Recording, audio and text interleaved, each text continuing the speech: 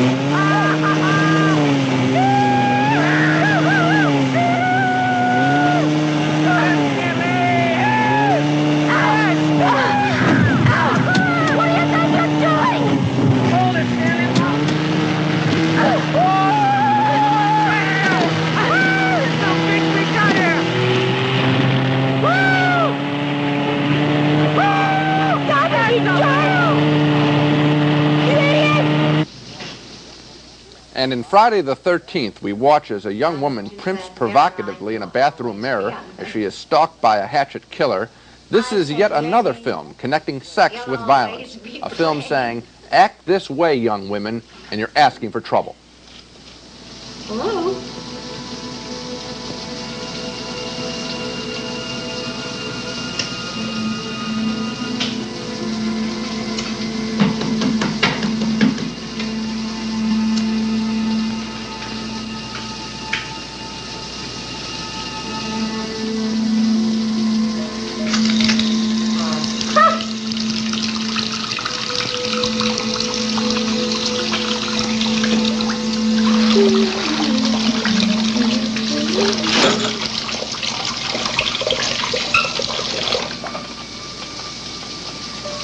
Dad?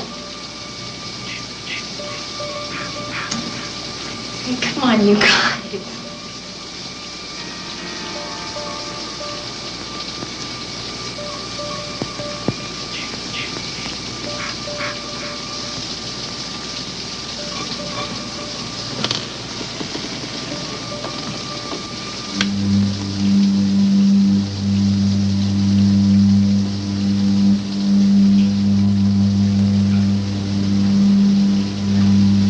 Alien free.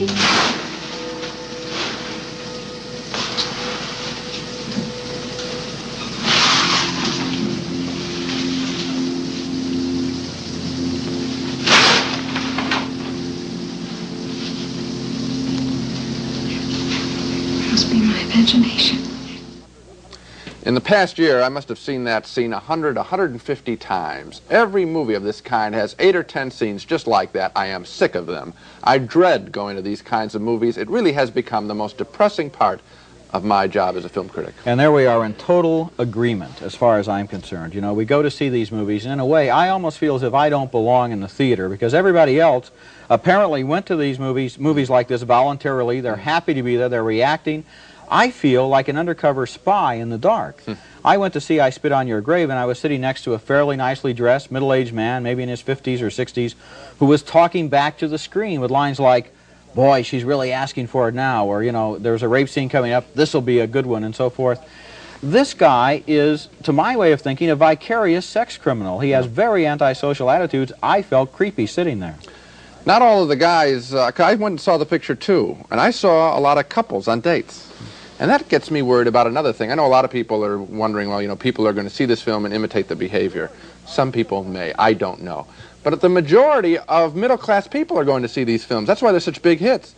And I worry then about this idea, which is that when you view women constantly as sport, being stabbed, I think that's a sort of a sick notion that just sort of makes it's degrading. You view them as second class, that somehow this is acceptable behavior. You've said before that all movies tend to argue in favor of the behavior that they show. These are women as sport, to be stabbed. I think that's a bad idea. You know, they outlawed bullfighting because it was cruel. I almost have some of the same feeling toward these kinds of films. These kinds of movies put some very bad ideas in society in the context of entertainment, yes. You know, Gene and I had some long discussions before we decided to do this special program on women in danger in the movies. And frankly, we worried about whether additional publicity for these movies might simply help them out at the box office. We sure hope not. Our intention is to simply report on this trend and to warn unsuspecting people who might go to these films thinking they're merely good, old-fashioned horror films, the kind a lot of people used to enjoy. Because there is a difference between good and scary movies and movies that systematically demean half the human race. There is a difference between movies which are violent but entertaining and movies that are gruesome and despicable. There is a difference between a horror movie and a freak show. And a good example of that is the fact that both of us gave favorable reviews to a very scary 1978 horror film named Halloween. Now there must be people asking, how could we praise a movie like that and now say these other movies are so terrible? Well, here's a scene from Halloween. It's got the same basic situation as all the women in danger movies have. There's a woman alone in a big house. She's being chased by a killer. But let's look at it first and then talk about some of the differences. I'm going to take a little walk. What is the boogeyman? I'm scared. There's nothing to be scared of. Are you sure? How? Killed him. You can't kill the boogeyman. Get in there, come on, Tommy. Now lock the door.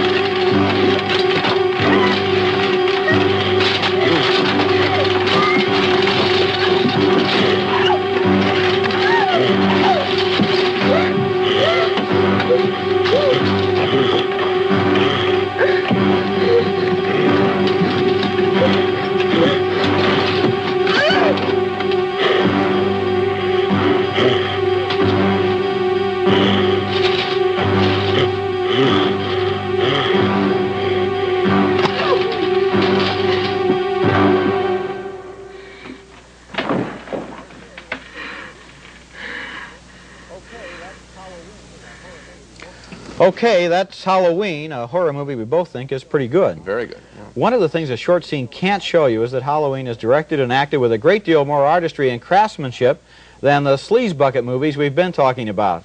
But there's another much more important difference. As you watch Halloween, your basic sympathies are always enlisted on the side of the woman, not with the killer. The movie develops its women characters as independent, intelligent, spunky, and interesting people. Halloween does not hate women. Yeah, you know, when I saw that scene, I must admit I wasn't really worrying about the woman as much as I was placing myself in that closet and thinking about that killer, how I would handle it. And I was also appreciating the fact that I think Halloween not only doesn't hate women, but it loves film and filmmaking. That music is just fabulous. The way he starts one theme, then lays another thing on top of it, keeping the other theme. Really good. Also, the light coming through the slats in that closet. This is a film that's sort of up. That scene is up and you're jumpy rather than getting depressed and feeling sorry and feeling sorry that you're even watching it. An upbeat thing. You know, I think what you're touching on here is that artistry can redeem any subject matter. That's why I've always been opposed to censorship. I don't believe any subject matter should be off base.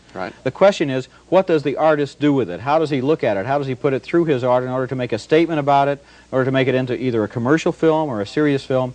I believe that in the case of a movie like Halloween, we can engage in that joy of filmmaking that you talk about. That's not the case with the other films that really address themselves to the lowest possible common denominator. So we're not knocking scary pictures, per se, just a certain kind. And just to make the point one final time, differentiate the films we're talking about from something good like Halloween. The films that we're dealing with here don't have the artistry of Halloween. These women in danger films all really boil down to just one same image, one disturbing image, a woman screaming in abject terror.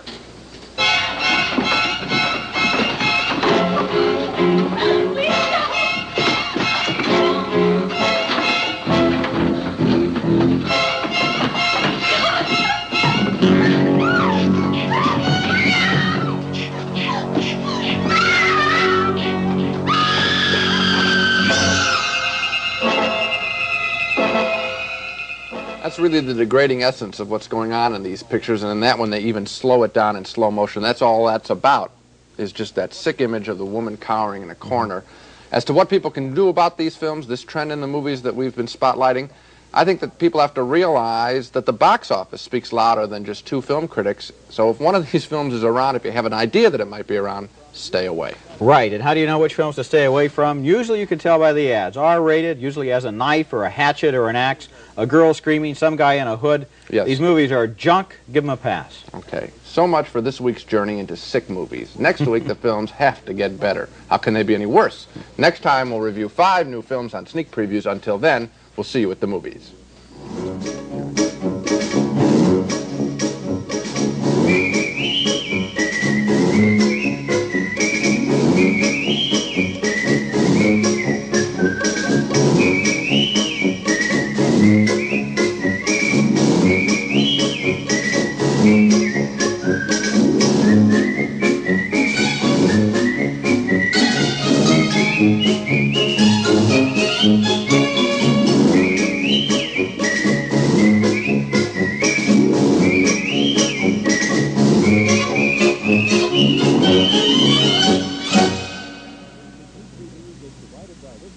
Funding for sneak previews was provided by this station and by other public television stations.